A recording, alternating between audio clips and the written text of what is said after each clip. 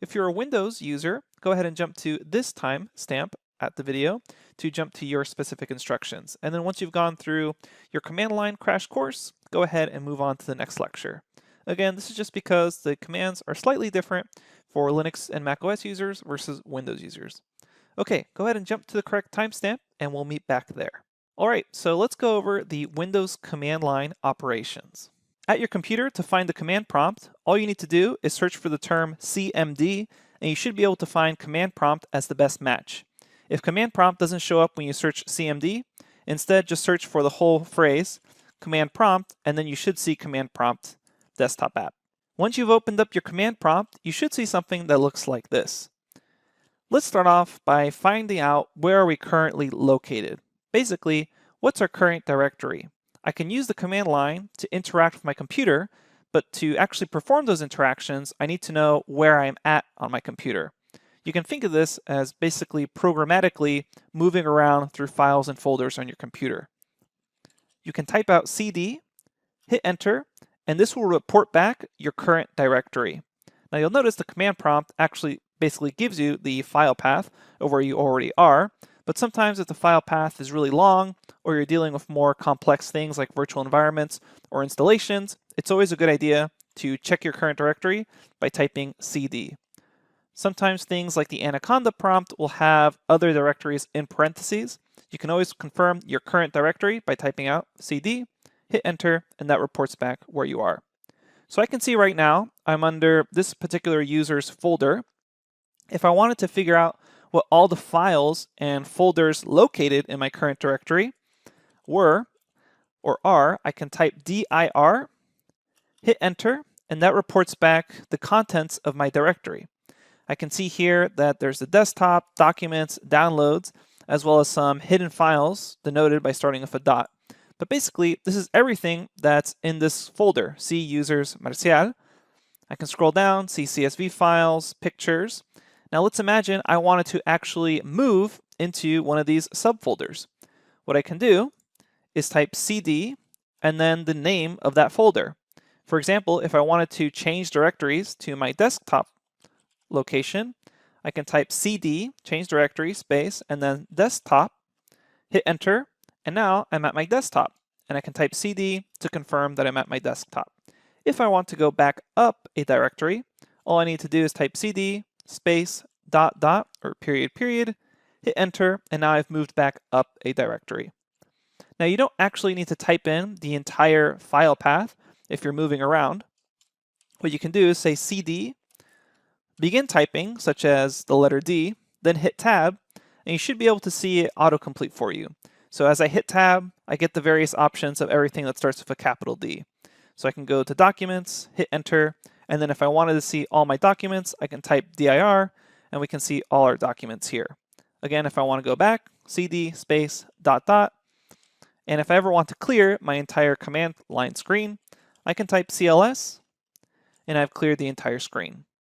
All right, that's really all the basics we need to know for right now. Just to review, CD for current directory, dir to list everything in my directory, CD and then the name of the folder that I want to jump to. For example, if I want to go to downloads, CD downloads. Again, you can hit tab to autocomplete. And if we ever want to jump back up, CD dot dot. And if we ever want to clear the screen, it's CLS. That's the basics you need to know. We'll see you at the next lesson where we discuss how to install Python.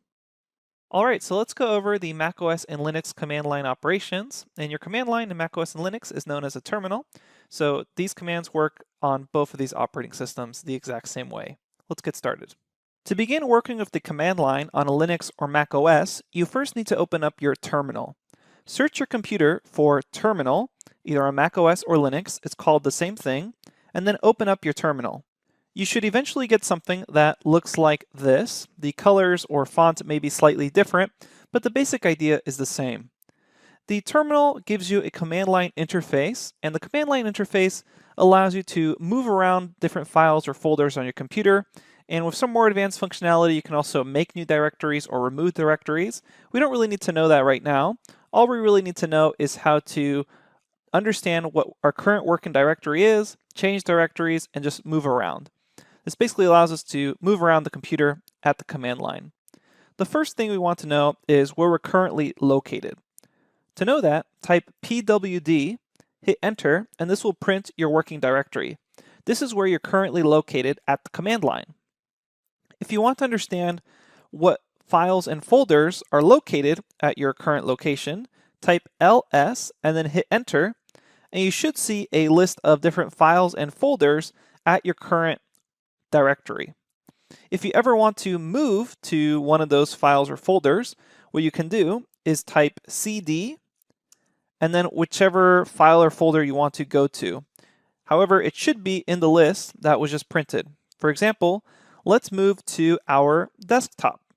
So I will come back down here and type cd desktop, hit enter, and now if I type pwd and I hit enter again, I'm now at my desktop.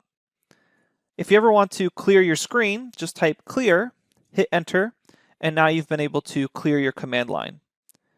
If you ever want to go back up a directory, it's just cd space ... hit enter, and now we're back up a directory, which I can confirm by typing pwd. That's really all we need to know as far as the commands are concerned. Let's have a quick review. To print your working directory, it's pwd, and this reports back where you're currently located.